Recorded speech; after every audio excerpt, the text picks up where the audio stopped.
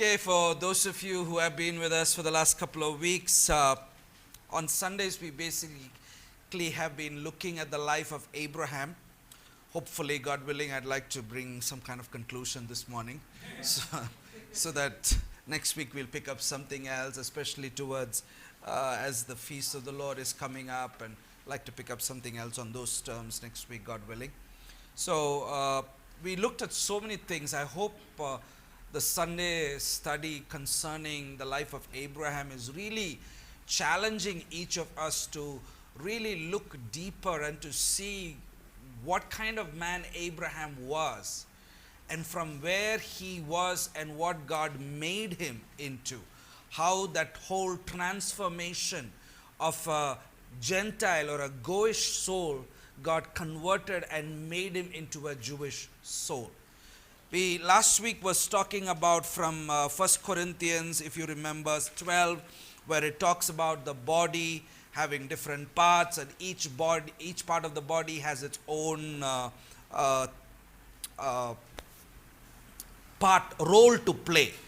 So based on that, we learned that on the context of what Paul was speaking in 1 Corinthians 12, he's basically talking about people's position in the kingdom, and he's talking this in terms of his own learning, which he as a Jewish rabbi learned, just like the sages of the past understood, where they say that every soul that descended from Adam was a piece of his body, and everyone through Messiah is a piece of Messiah's body. And we also saw 1 Corinthians 15:22, where it says that, for as in Adam all die, so also in Messiah all will be made alive.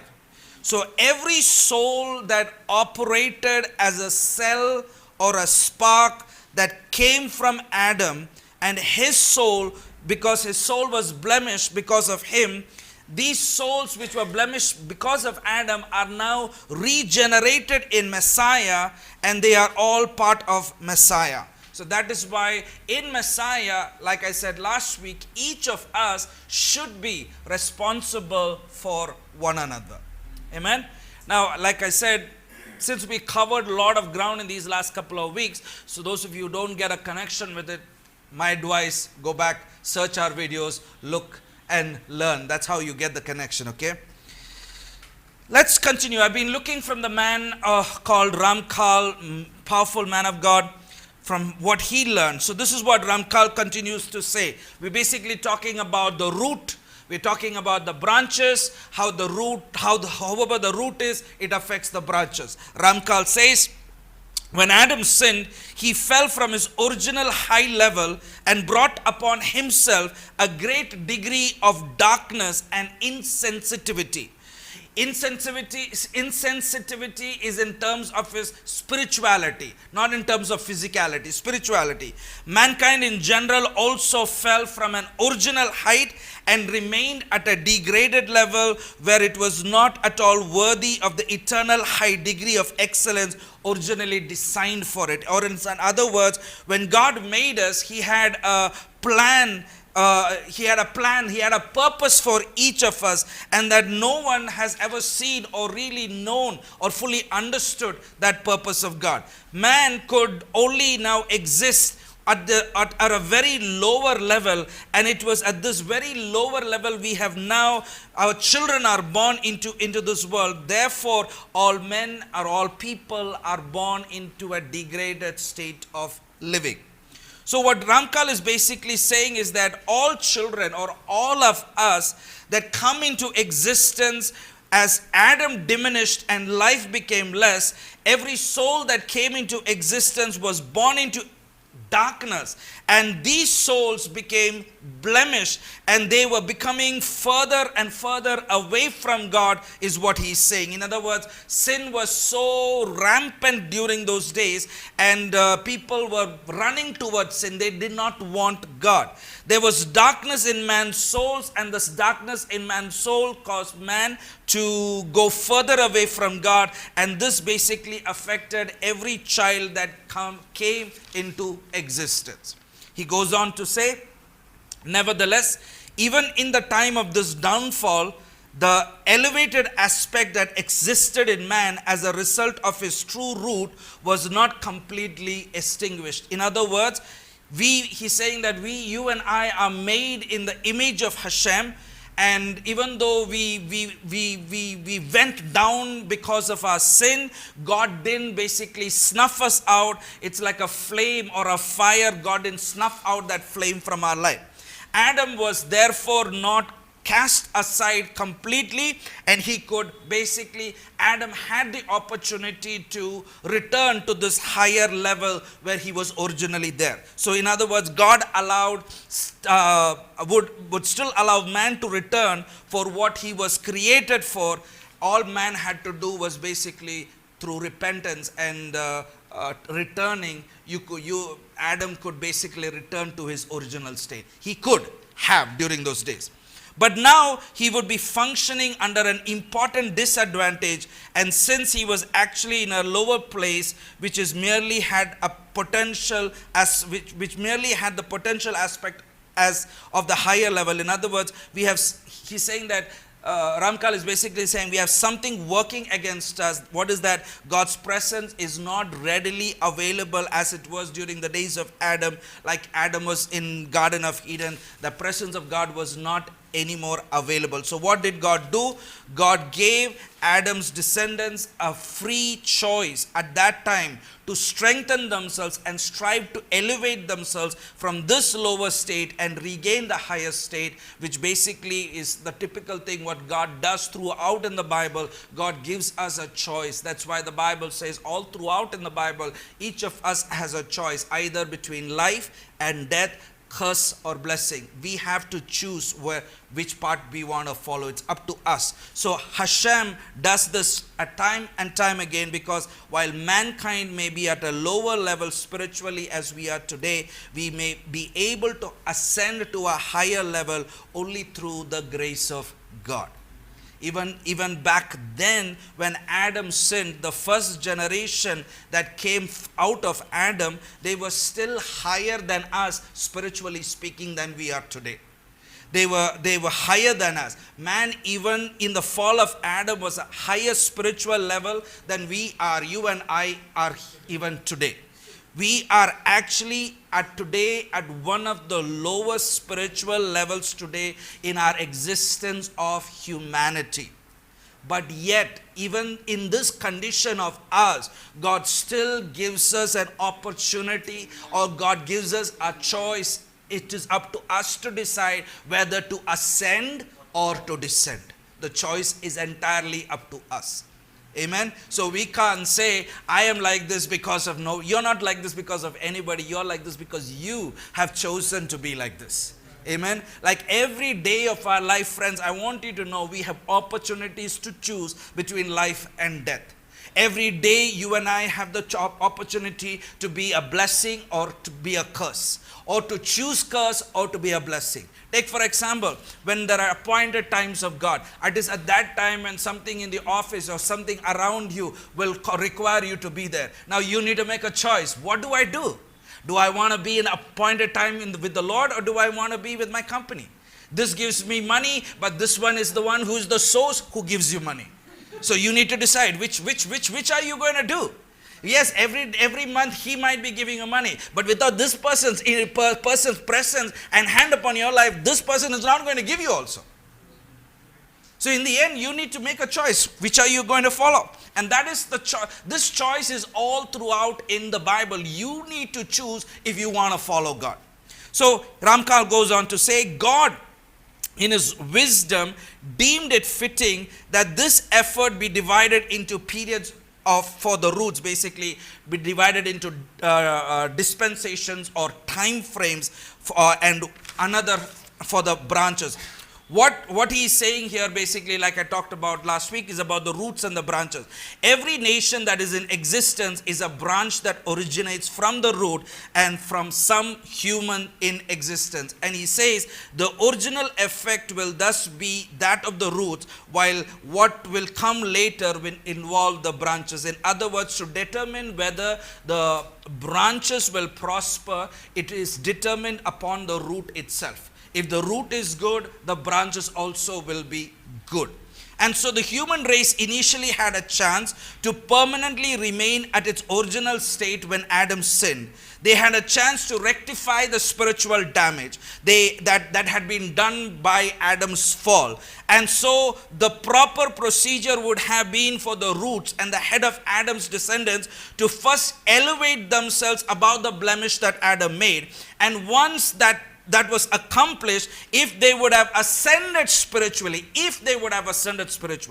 the roots and the branches that come after them, meaning their descendants, would remain in a state that they ascended spiritually forever. That would have been an exalted spiritual state. And since branches always follow the root, even biologically speaking, even spiritually speaking, branches do not follow branches, it follows the root. So it all depends on the root, what the root is going to do.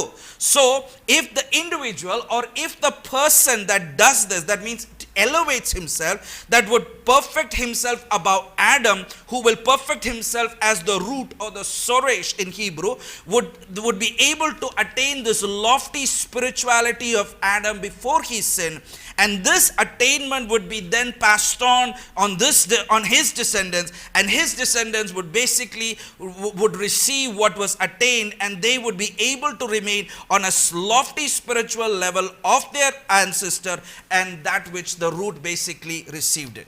In other words, he's saying that the person who basically was lifted up above Adam is like the root, and his generations after him is like the branches.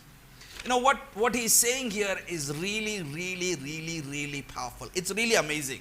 Why? Because he's building a theme on roots and branches, which we're going to slowly conclude today. So here, what Ramkal says and what the sages say is fitting basically to what the book of Genesis says, that after Adam's sin, the Torah tells us that mankind continued to descend into spiritual darkness, further removing themselves away from God's presence. And that is the whole story. Because of that, the whole story of the flood actually came out, and God was basically displeased by man. The Bible even says that he regretted making them, and yet he was comforted. He was comforted. Why was he comforted? He was comforted because of this one man called Noah. Why? Because Noah was the source of God to continue creation with. But for the most part, the average man, they basically kept descending into darkness. No one tried to acquire that lofty level of Adam. No one was concerned about making a rectification or a tikkun. And this is why the Bible says in Genesis chapter 6 verse 8 that Noah found grace in the eyes of Hashem. Why? Because the word Noah and the word Ken, meaning grace in Hebrew, is the same letters reversed. So when God looked at Noah, he saw a piece of himself in Noah. In other words, Noah was a reflection of God, and that the reflection of God was looking at what God was looking at was basically the reflection that was seen in Noah's neshama, or soul, and that soul was the precious image that God created mankind in. So Noah was trying to strive to fix the error of Adam. He was personally and in his own personal convictions, Noah was trying to avoid the evil in mankind. And that is why the Bible also says in Genesis 6 verse 9 that Noah was a righteous man who walked blameless with Hashem. And it says compared to the men of his generation. Now what's so interesting about all this? This is that Noah is living in a generation that was much, much, much, much more evil than we can even think. Now in our civilized world, maybe we won't see it physically, but our world is worse than that. We are living in a dimension that we don't understand. But yet the Bible says, in an evil world, Noah tried to lift him up by himself. There was nobody there. There was no church. There was no family. There was nobody. By himself, he desired to lift himself up to rectify the sin of Adam. This is amazing. So Noah was trying to basically make a rectification of what Adam made a mess out of. It is like, my ancestors made a mess out of something, but now in my generation, I have an opportunity to do a rectification. Now I need to choose. Am I going to do the same thing my ancestors did, or am I going to choose a different path where I'm going to focus on God? So Noah served as the root for his three sons, basically Shem, Ham and Japheth. His three sons were only able to come into existence as branches because their father as a root was able to cultivate something godly.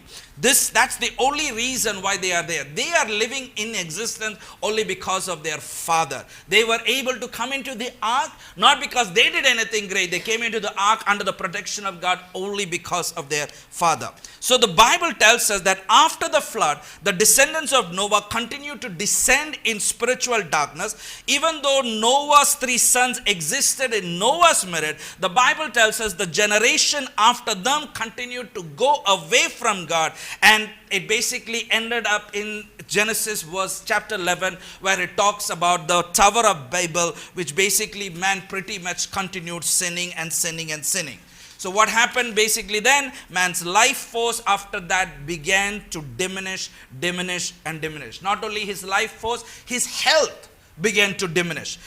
Man stopped living a long age. Man's anatomy shrunk down. Men became shorter.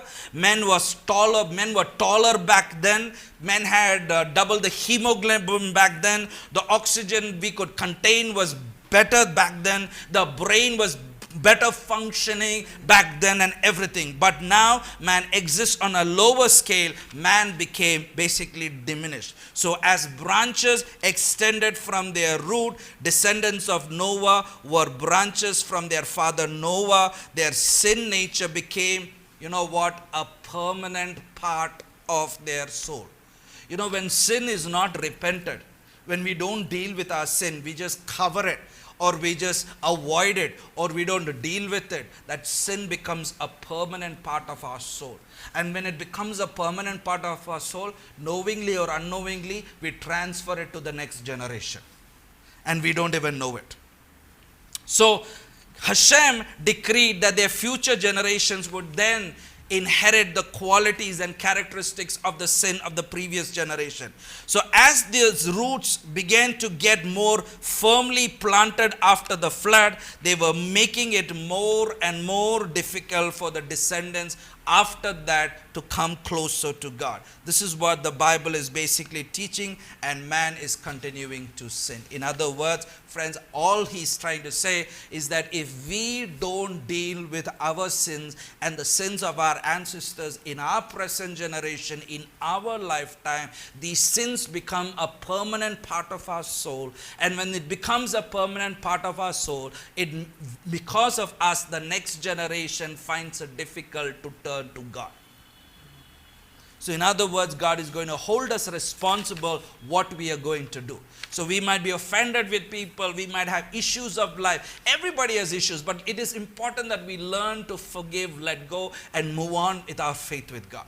Don't give excuses anymore. So the Ramkal goes on to say, the descendants of each of these descendants, meaning the children of Noah's offspring, were thus divided into permanent groupings, meaning when man began to settle on the face of the earth, nations began to pop up, and you began to see certain groups and cultures. Things began to become permanent, which each with its own characteristics and limitations. In other words, because since they didn't deal with their sin, they didn't want to do anything after Noah's time, what happened? Societies and cultures began forming now in man.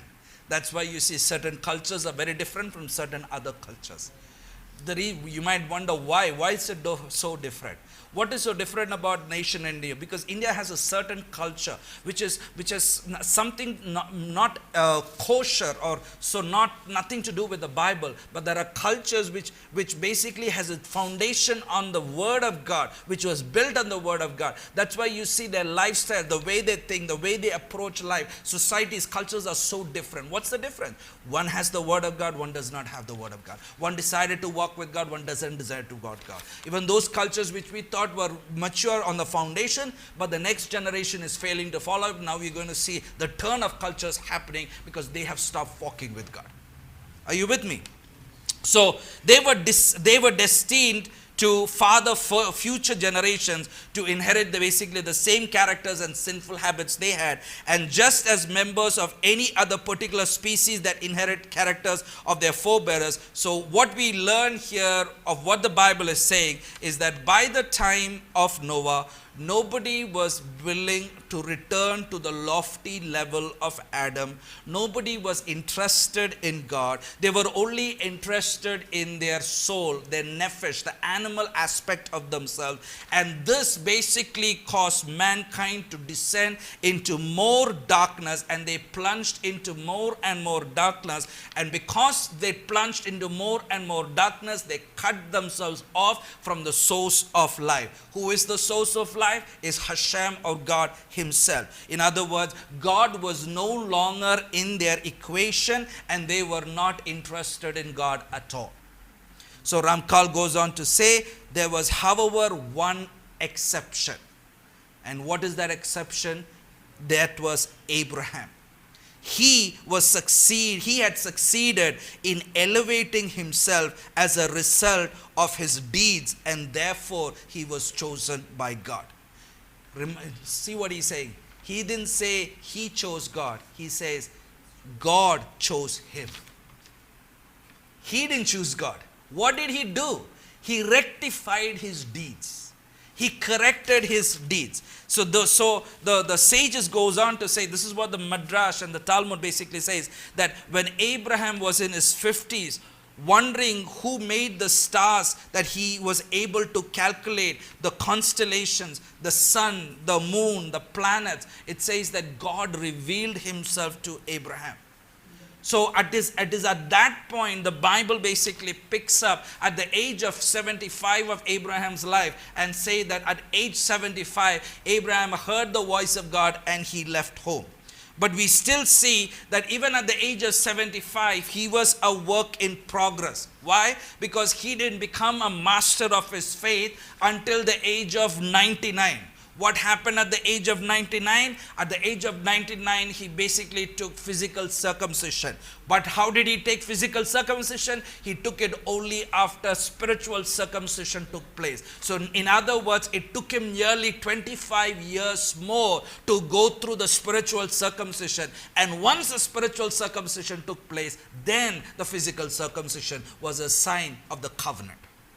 Amen. So in other words, because he went through inner transformation, he was willing to do whatever it takes to walk with God. God said, yes, I want a guy like you. Now, so it's not because I want to walk with God. It is because you rectify your walk. You decide to do good deeds. See, I decide no matter what, I'm going to give to the poor. No matter what, I'm going to seek after God. No matter what, I'm going to read my Bible. No matter what, I'm going to be in fellowship with the people of God. When I'm not doing it for anything. I'm doing it because I want to grow closer to God. God sees that attitude, and then He says, now I chose you. Are you with me? It's inner transformation. So the sages understood, this is the same thing what Ramchal also brings down, that everything started with Abraham Avinu, Father Abraham. While the other nations plunged into darkness, the nations of the world went back away from God, there was this one man who decided that I want to seek after God. So it should also be pointed out that Israel has this unique election from God. They were chosen by God. They play a divine part in salvation, and they have been made different from the nations. Why? Because the Bible says, or the scriptures remind us, that it is God who chose Israel, and it is not Israel who chose God. So if anybody has a problem with Israel, I think you should take your case to God himself. Stop fighting with the people, because it has nothing to do with the people. Somebody says, I'm going through a lot of this problem, and somebody said, the reason you're going through all this problem because God loves you very much. And the person said, you know what, Lord, then please love me less.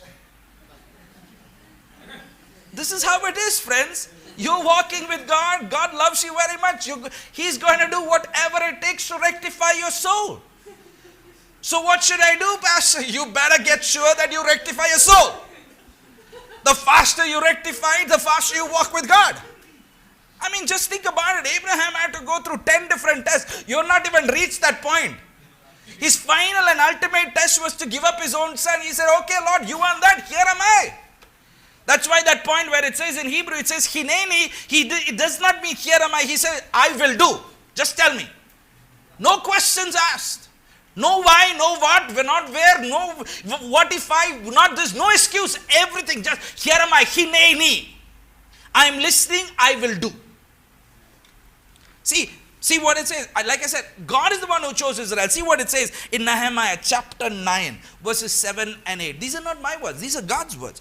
Nehemiah chapter 9, verses 7 and 8. It says in verse number 7, Atahu Adonai ha-Elohim. You are Hashem the God. Asher Bakarta Ba-Avraham. You chose Avram and brought him out of the Ur of Chaldeans. And you changed his name to Abraham. He didn't do it. It's Abraham. Talking about, it's basically, this verse is basically talking about you made him different. How do you make him different? God is the one who changed him. The word in Hebrew uses the word asa. You made him. God didn't create him into something because he was already created, but you have made him different. What is the meaning of made? Basically, there was this inner transformation. That inner transformation took place. Verse number 8, it says that you found his heart faithful before you. In other words, the sages say that he contemplated on who the Creator was. And because he was contemplating on who the Creator was, they say that God saw him. Now here is a guy in the midst of all evil, he's thinking about me. Wow, this is something interesting. So he had, and because of that, it says, you sealed the covenant with him. In other words, because his heart was faithful to you, God gave him the covenant. He had the covenant. At that time, nobody had the covenant. Noah had the covenant. It was the same covenant which Adam had in his day. God does not have multiple covenants, like those of you who have been learning. It is not in the way of dual covenant. Like there is one covenant for the church, one covenant for Israel. No, it's just one covenant. It's the same covenant. But we see the covenant becomes to play with Abraham. Here it goes on to say in verse number 8, that you gave him the land of the Canaanite, the Hittite, the Amorite, the Perizzite, the Jebusite, the Girgashite, to give it to his offspring, and you affirmed your words, for you are righteous. So in other words, God chose him, God made him, God changed him, God gave him a name. It was all God. Why? Because God saw that he was contemplating about him. Amen. Later on in Joshua chapter 24, Joshua chapter 24, verses 2 and 3. Joshua chapter 24, verses 2 and 3. And Joshua or Yehoshua said to the entire nation, Kol Amar Adonai Elohe Israel. Thus says Adonai, the God of Israel, your forefathers Terah, the father of Abraham and the father of Nahor, always dwell beyond the Euphrates river, and they served other gods. Verse number 3, but I took your father Abraham from beyond the river and led him through out the land of Canaan, and I multiplied his seed, and I gave him Isaac. as just like God says in Genesis 12 verse 2, I will make you, I will change you. So we need to remember, like I was talking all these couple of weeks ago, remember Israel is a reflection of the word Yasher El. So Israel, yes, there is a physical state of Israel, but when I'm not talking about the physical state of Israel. I'm talking about the spiritual children who walk upright with God. So the children of Israel are those who walk straight and upright with Hashem. Nothing more, nothing less. It's not a separate created entity of people. They are people who are changed with a root. The root of the Jewish people starts with Abraham. Why it starts with Abraham? Because Abraham was changed. Abraham was the first human since Adam was able to reach the spiritual level, and that God desired man to operate in. So the nation surrounding Abraham was not interested in God, but Abraham, and that is why Abraham is made uniquely different as a renewed creature. That's why the New Testament, Paul says that if you are in Christ, then you are now a seed of Abraham. You see what you and I have technically been engrafted into if you believe. If you believe. So Ramkal goes on to say, Abraham was therefore permanently made into a superior, excellent tree.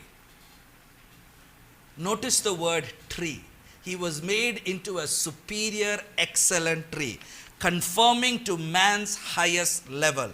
It was further provided that he would be able to produce branches and father a nation possessing his characteristics. In other words, because of the renewal of his spirit is going on, is to affect every descendant that came from his loins. This is what makes the Jewish people Jewish, Israel, and Hebrews. Are you with me? Because there was this transformation that happened to him. Why am I talking about all this? Because I said, why are they different? They are different because of this man. Are you with me? Through Messiah, you and I have the opportunity to be part of this man. That means that same transformation that God made out from him, God is doing to us if we believe. And he says that he has now been made into a tree, that from his tree, now each of us have the opportunity to get the same thing he has. So when Israel became established as a branch, the world was divided at that time into 70 nations. That's what the Bible says. Each within its own particular place in its general scheme. So in other words, the 70 nations had its own characteristics, but nation of Israel had the characteristic of Abraham. Meaning that's where they existed, that's what they were going to do. They were going to be Goyim, but Israel was going to be Israel. All of them, however, remained in the level of man in the greatest depths of the fallen state, while Israel elevated served in an elevated state. This is what makes Israel and Abraham completely different. So it doesn't matter if you come from India or even if you come from any other country. You basically go back to a Jebusite or whatever that existed at that time of the world. The people of that root has basically plunged into darkness. Everyone plunged into darkness except the Jewish people, because they have had an elevated root. Are you with me? So yeah? Basically, all these people had the opportunity. Yeah. But it was only because Abraham chose at that time to serve the Lord. Yeah. That the people group of Israel was elevated. Yeah. So they were elevated not because they did anything great. They were elevated because of the root that was elevated, because he wanted to walk with God.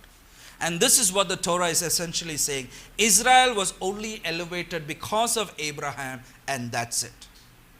We also have to keep in mind that Israel has no earthly origins. The concept of what we call Israel, while it all starts with Abraham, he is the father, he is the root, he is the first Jew, he is the first Hebrew, whatever you can call it, the actual origin of Israel or the concept of Israel originates from the mind of Hashem. It's from God himself. It's from his essence. So it's like the Torah was in the mind of God in creation. The Bible has no earthly origin. Are you with me? Just like that, Israel has no earthly origin. It originates from an heavenly world. There is no actual earthly blueprint of it. It is from an earthly realm. Israel is a reflection of God's nature. That is why it is called Yasher El, one who is straight with God. Those who walk uprightly with Hashem, because why? Hashem himself is upright. Hello guys, are you with me? So it is a reflection. What is Israel? If I would say, when we say that we have to be Israel, I'm not saying that we have to get citizenship. I'm talking about we need to be having a reflection of Hashem. Because Israel is a reflection of God. Israel means one who walks upright or one who is straight with God. So when I'm saying we need to be Israel, I'm saying we need to be upright with God. When Abraham became the first Jew, he became unified with Hashem. And the spiritual power he drew from Hashem was passed on to his descendants. Basically, what he received as a root was passed on to the branches. And from that branches or from that root became a big tree. Hello? It's getting interesting. This is what makes the Jewish people so unique and what makes them so different from everyone else. Now, if we go back to Genesis chapter 2 verse 4. I mentioned about this a couple of weeks ago. With this understanding of what we learned about Abraham so far, how Abraham and Israel is so unique. See what it says. Genesis chapter 2 verse 4. Eli toladot Hashamayim v'haaretz behi baram. These are the generations of the heavens and the earth when they were created. You know that word behi baram, when they were created, I said can be read as Ba Avraham. Are you with me? So all these things were created because of Abraham. Now you understand why it is created for Abraham. The reason I'm basically explaining to you all this to come to the reason why the world was created for him. Because ever since the fall of Adam, there was no one till Abraham came along and he cultivated the godly seed in the world. And everything that came into existence because of Abraham. Everything exists for his righteousness. He was the one who basically walked with God. Therefore, we understand now this interpretation on the deeper level, soul level, that the name Abraham from the word Behi Baram, these were created. They were created because of him. So just as God didn't send mist or rain on the earth when these things were created, nothing cultivated, nothing flourished spiritually until God brought Abraham into the scene. Amen? That's why it says in Genesis 12 that I will make you, I will change your nature, I will make you into a great nation. And not only that, he says that I will multiply you to make you or to become fruitful. It has nothing to do just with physical fruitfulness, because this guy, Abraham, had 2 sons. But we see that the spirituality that he produced is much more in abundance than his 2 physical sons. So when it says about abundance, fruitfulness, it's not talking about physicality, it's about spirituality. The sages explain that from the time of Abraham, the nations that extended as branches from their ancestral root, meaning the 70 nations that had nothing to do with Israel, that came into existence at that time, had descended into great spiritual darkness and are more cut off from the source of life from Hashem than Israel is. Israel is always remained in close proximity with God than any other nation. Throughout the ages, Israel has remained in a closer proximity than any other nation. Why? Because of Abraham. Amen? In other words, you and I even have that opportunity to be in closer proximity with God. Now, we have to remember something. Why is that?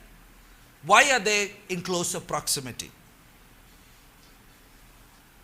I said a goy, a Gentile, which means a non-member or nation of Israel. The goy really represents the uncorrected animalistic desire of a human being. It causes people to do what they do outside of God's covenant. A goy cannot be a Jew by definition. Not because it is a separate DNA or nationality, but because a goy by definition is a person that strives in the flesh and not in the spirit. That's what makes Jews Jews and the nations or goys goys. It has nothing to do with nationality, or it has nothing to do with genetics. And this reality has become a very big problem for Christian scholars actually, especially both to the Catholics and to the Protestants. What? Many Christian leaders have now come to a honest conclusion that with or without Messiah, Israel has a proximity to God more than any other nation does, and no one can take that away. With or without Messiah, Israel has a closer proximity to God more than any other nation does on the face of the earth. And the truth of the matter is, nobody can take it away. You might ask why? It is there because of something called covenant. Covenant. What is it?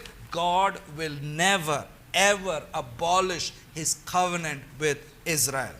With or without the Messiah in the equation, they do not lose that proximity with God. Does that mean that they don't need the Messiah? No, that does not mean that they don't need the Messiah. All I'm trying, their closeness to God is always going to be there. And this is something that is basically a stumbling block to many Christian scholars. Why? Because they never knew the New Testament in the first place, because when the church did away with the Jewish people, when we started having the New Testament, we said, there is no more Jewish people, it's done away, the covenant is gone, now the covenant is for us. But the scripture is very clear. Gentiles are not under the covenant, only Israel is.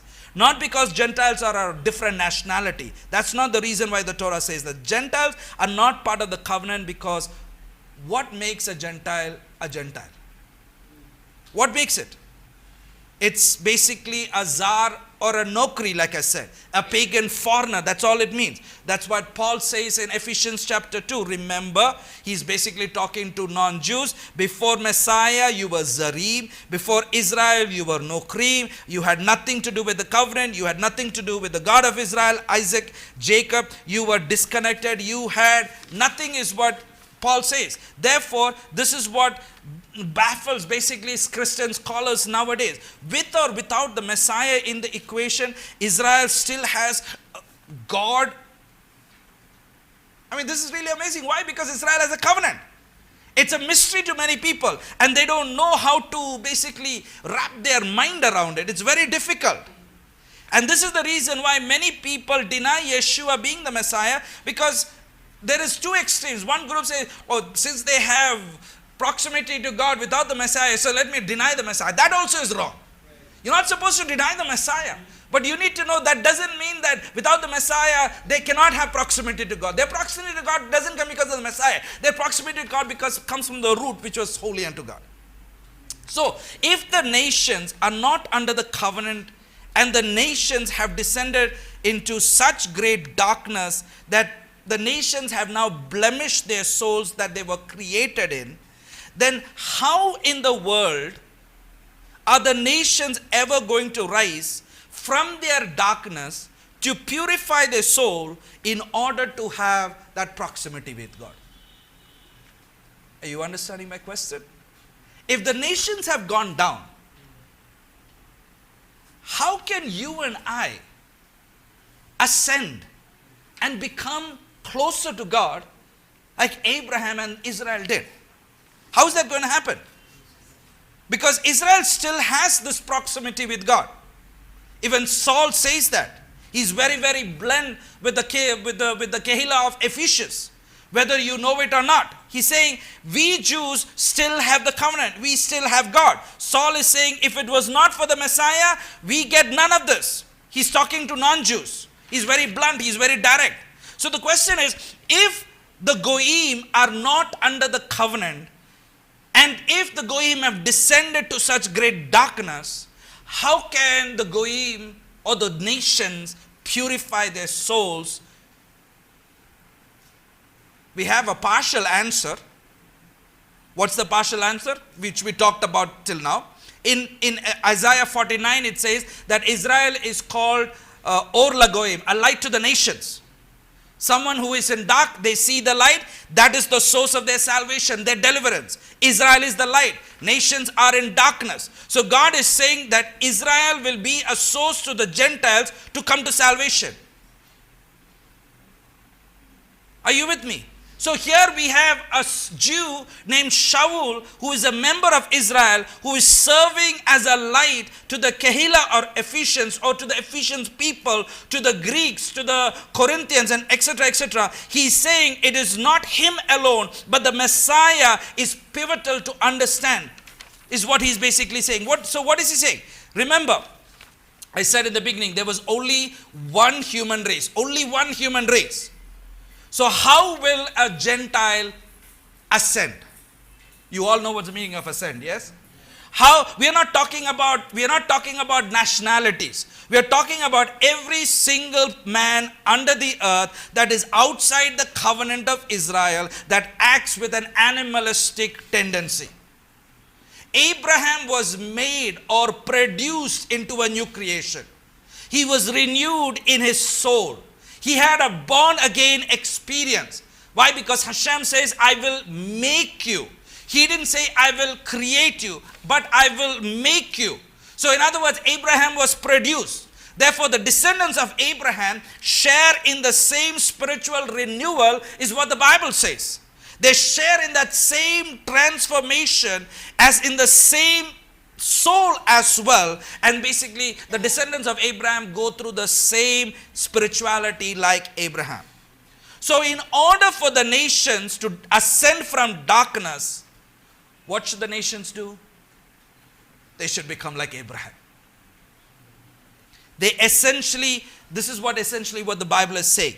They have to become just like Abraham. In other words, we have to be just like his people. And how do we become like his people? How is this done? Everybody with me? Yeah. Guys, give me some expression. At least nod your head, Even if you're not listening, At least act as if you're listening. I'm trying to tell you how you and I can be connected to the blessings of Abraham. That's what I say. So how can that be done? Ramkal says, God's great loving goodness is for every single human being. God doesn't play favorites with Jews and non-Jews. God decreed that the branches of the other nations should be still given a chance, even though they are cut off from him and so far removed from the covenant. He's saying, what Ramkal is basically saying, if the nations still so desired, they still have a free choice to basically rip themselves off from their own roots and through their own actions include themselves among the branches of Abraham's family. In other words, he's saying that if anybody desires to be part of the Israel, you have a free choice. What is the free choice? You have to rip yourself out of your own idolatry. Meaning, you have to come out of your idolatry. You have to come out of your evil ways like Abraham and desire to be joined like Abraham. It's the choice is yours. You can't say, I am like this because of my parents anymore, is what Ramkal is saying. Ramkal is saying, God has given us a free choice to get out of your idolatrous way. Come out of your evil way. Come out of your rebellious way. But the choice is yours. You need to make that decision. This is what God told Abraham. It says in Genesis chapter 12, verse 3. What does it say? In you shall all the families of the earth be blessed. Venivreku veka kol mishpokat ha-adama. In you shall all the families of the earth be blessed. Now, many people are familiar with this verse, right? Many, especially Christians who support Israel. People who love Israel basically quote this verse. They say, you know what the Bible says? I will bless those who bless you, curse those who curse you, and in you all the families of the earth shall be blessed. But we have a big misunderstanding. It's a very big misunderstanding because from a Jewish perspective, there is Jews and there is non-Jews. They have no concept of what they are alluding here. It has nothing to do with if I bless Israel. It has nothing to do when I say bless Israel, I mean just because I give a couple of rupees, because I gave money to Israel, I'm going to be blessed by God. That's not the concept over here. Are you with me? We as Christians say, God said, if you bless them, I will be blessed. So because I want to be blessed, what do? It's time to give for Israel, let's give to Israel. Which is not a bad thing, it's a good thing. But if you're giving for the intention of being blessing, you have not understood what the Bible is actually trying to say. Okay? Because you can bless anyone all day long. You can even bless somebody like the Pope or like the God like a Godfather. But that's not going to change anything. Oh Israel, I bless you. I bless you in the name of the Lord. What's going to happen? Lord, bless Israel. I pray that you would bless them abundantly. So Lord, now Lord, because I bless them, now you bless me. No. It's not going to work like that. It's not going to work like that. That's not what the Bible is actually trying to say also. Hashem is telling Abraham, Vinevraku veka kol mishpoka hadama. He is not saying in you all the families are just going to be blessed. That's not what it means. Ramkal says, Abraham was made the father of all Gerim, all the nations. Remember I said, a Ger is a person that was a Goy. He was either a Zar or a Nokri. He decided one day, enough of this idolatrous life, enough of this nonsense. I'm going to worship the true and living God of the heavens and the earth. Therefore, no more idolatry for me. I want to be like Israel. I want to worship like them. So now I change my status from a Goy. I become a Ger. I take up a new status. It is basically through spiritual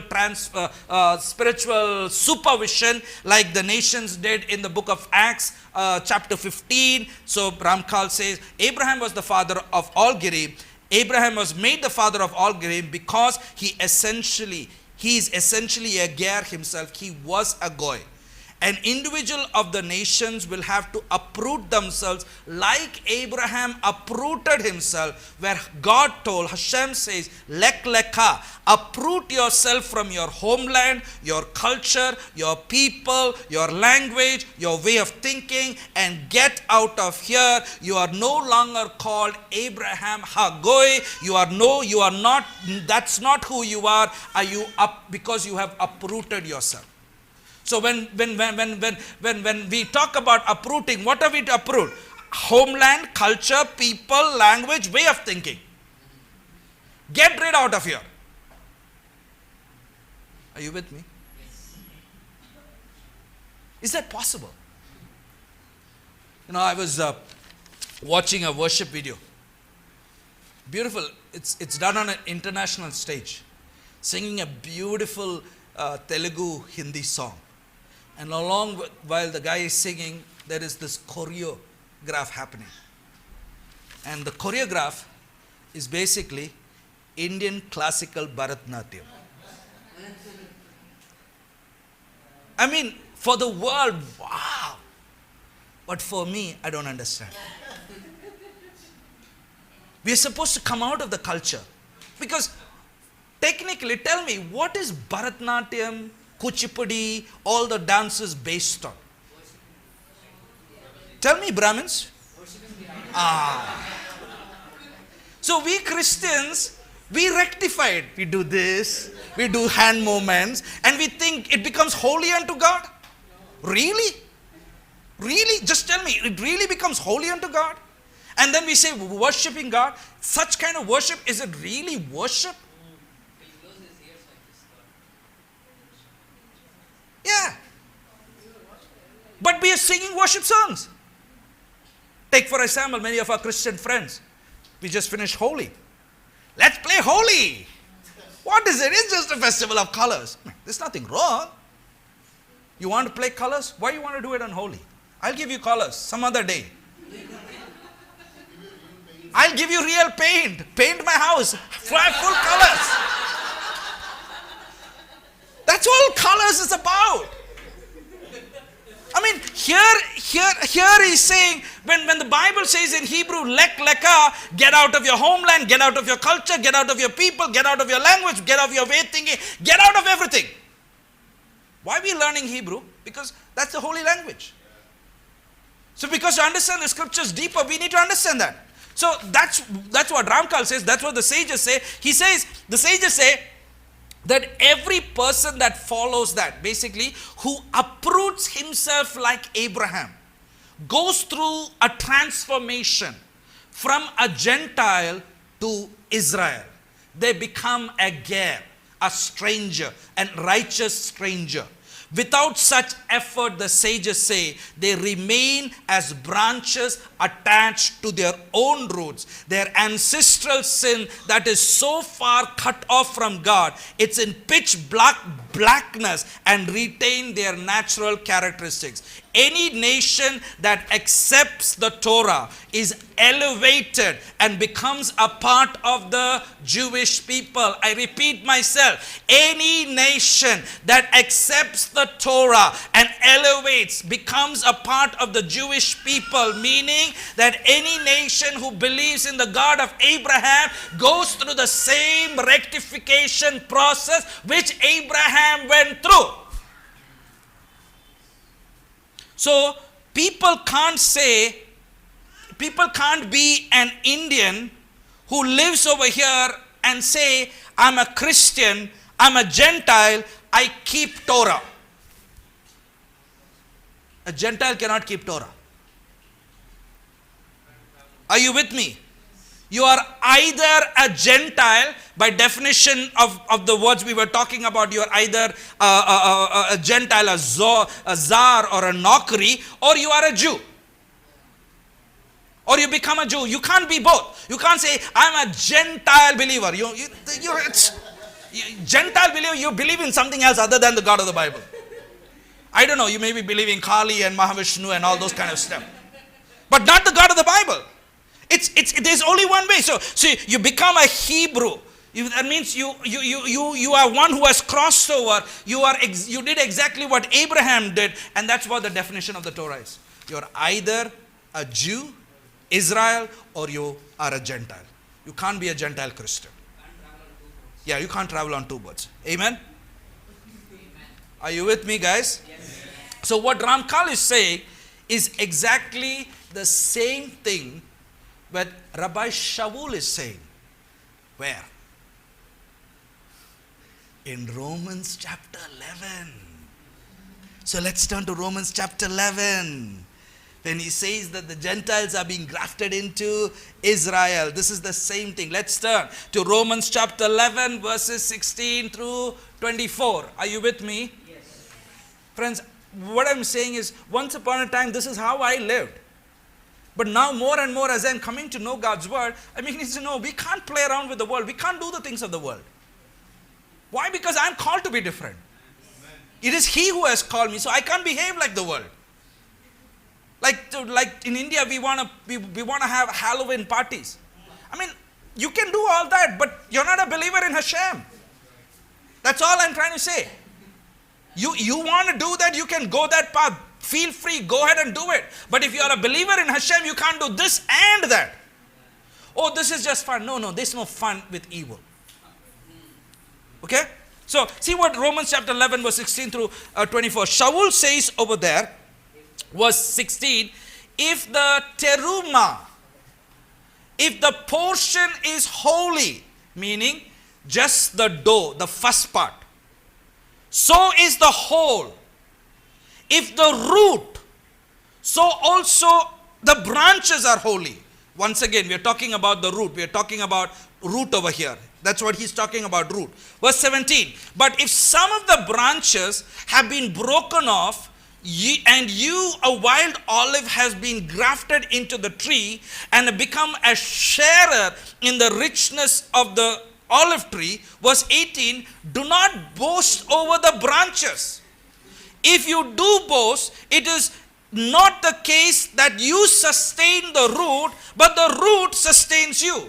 In other words, he's saying, you are a wild branch. You do not, as a wild branch, you do not add DNA into the tree. It is the root that gives you DNA from the root. So he's saying, don't boast about the root that sustains you, the soresh that sustains you. Verse 19, you will then say, branches were broken off in order that I might be grafted in. Verse 20, Shaul says, quite so. They were broken off on the basis of no faith. Why were they broken off? Because they didn't believe. They had no faith. But you stand only by faith. You are grafted in because you have believed. Do not cherish proud thoughts, but fear God is what he's saying. Just because you are connected to the blessing, don't cherish, don't become too proudful is what he's saying. Now a tidbit for everyone, for anyone who is basically looked up an olive tree and how an olive tree gets through the grafting. You know, it's that if a tree becomes grafted or if a tree becomes affected basically by fungus, something hits it, it is of no good and it can't produce any more olive oil anymore. What the farmer does or what the vineyard does is that he goes ahead and cuts that natural branch off, and he goes and finds an olive tree, a wild olive tree, and he patches it at that place where the old tree has been connected into the natural branch socket, and he tapes it up over there. 2.5 years later, what happens is that he untapes the tape which he put, and what happens that branch which has been now engrafted has the same image of every other branch of the olive tree. There is no recognition of it is if it is different or if it is the original. It becomes part of it. That's the engrafting process, friends. So according to Shaul, if that is true, and if that is how engrafting takes place, Gentiles that are grafted into the Jewish tree, Gentiles, grafted, Jewish tree, should look Jewish, not Gentile. Arthamainda? Are you understanding? There are no Gentile trees in this spot over here. Wild, getting connected. Now I'm part of this. I look like them. That's why keep up, prayer shawl and all happens. I look like them. Why? Because I am sustained from the root. The branches don't sustain the root. So Paul says don't boast. Why? Because if something does not bear fruit, it gets cut off, it gets axed down, it is thrown into fire. This is the same concept that Jesus talks about in John chapter 15. Verse number 21, he goes on in Romans 11. For if God did not spare the natural branches, neither will he spare you.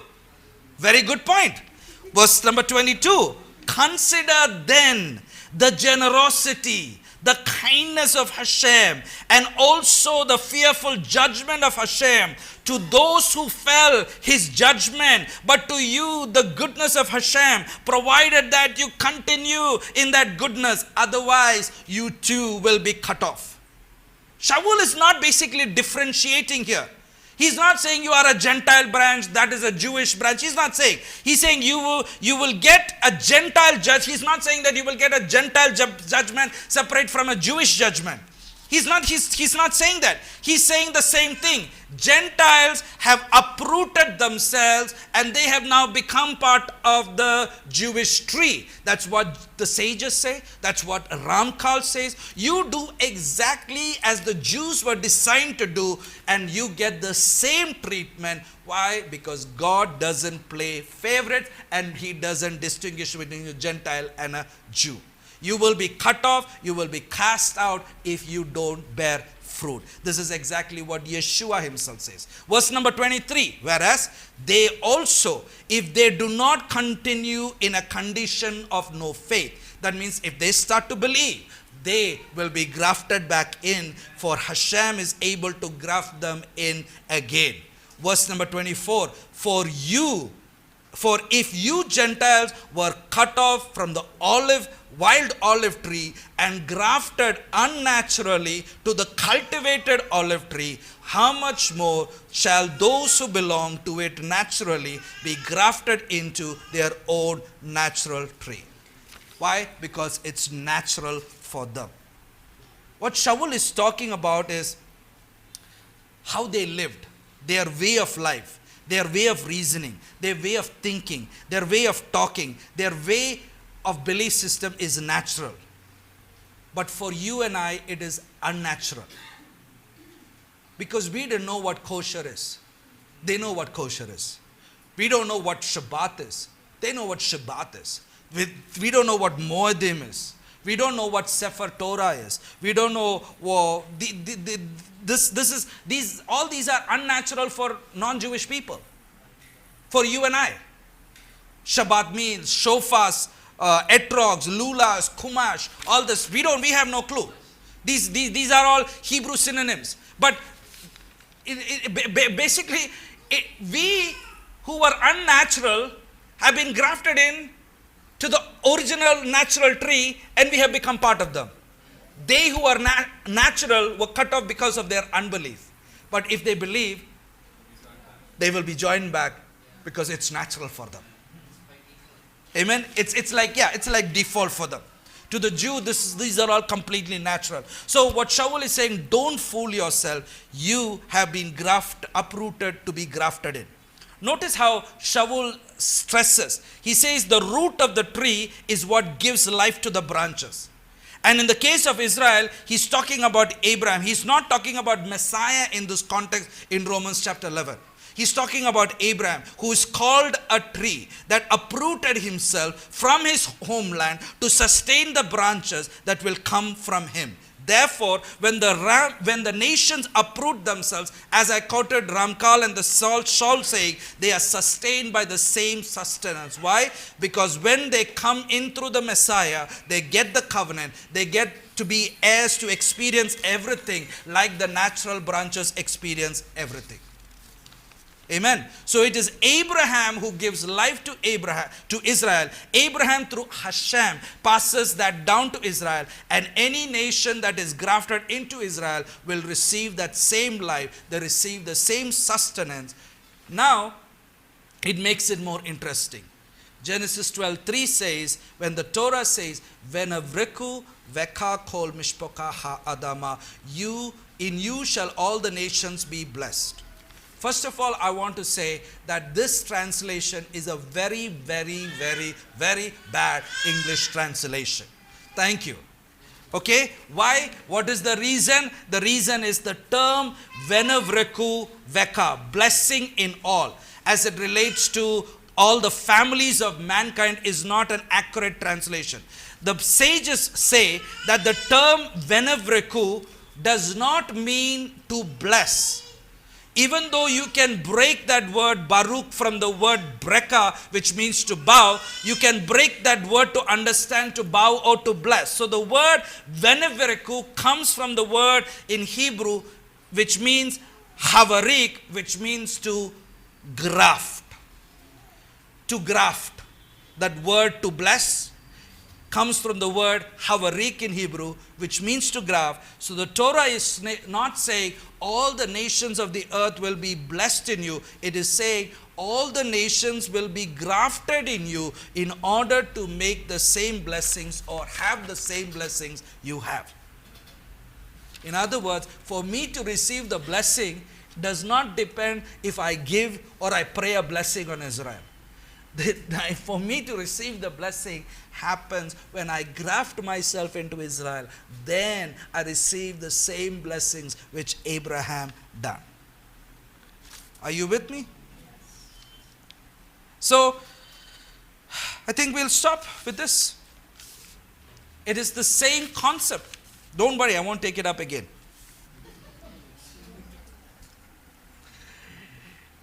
How many of you know about Ruth? Ruth was a Gentile. She picked her out from her family and engrafted herself to the Jewish people. She became Jewish. Do you know, was it Ammon? Not Amman. Nahama. You know who Nahama is? Naama is not Naaman, Naama. Naama is Solomon's wife. Ruth is David's great-great-grandmother. Naama is Solomon's wife. Ruth comes from the tribe of Moab. And Naama comes from the tribe of Ammon. Now, Moab and Ammon came through the illegitimate relationship with Lot's daughters. They were all outcast. They thought that the end of the world is happening. They slept with daddy, which is against the Bible. Out of them came two nations. From these two nations, one, Ruth, who was the Moabite, got grafted into Israel through Boaz, and Naamah got grafted in through Israel through Solomon.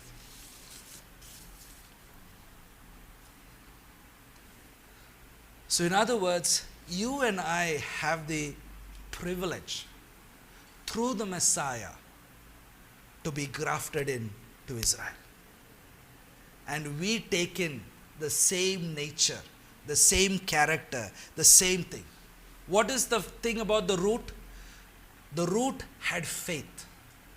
If you and I have faith like Abraham, then we become like Abraham. Now this is really, really beautiful. So the sages say that in the world to come, Olam Haba, there will not be any goyim. There will not be any such thing as Gentiles. The only nation that will exist is Israel. Why? Once again, a goy is an uncorrected man's animalistic desire. There will only be Israel. What is Israel? Yasher El, one who is straight with God.